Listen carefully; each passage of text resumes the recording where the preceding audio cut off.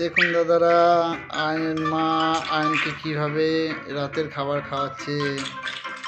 ও খাবার টাইমে অনবরত কার্টুন দেখে আর খাবার খায়। কার্টুন পছন্দ না হলে গালে ভাতও নেবে না, কিচ্ছুই নেবে না।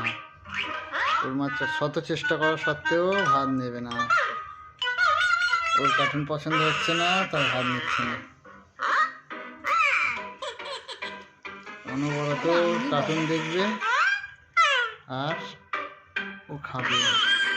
আর ও খাওয়ার মধ্যে যেটা আছে দেখতে পাচ্ছ বন্ধুরা, কি খাচ্ছে দেখো।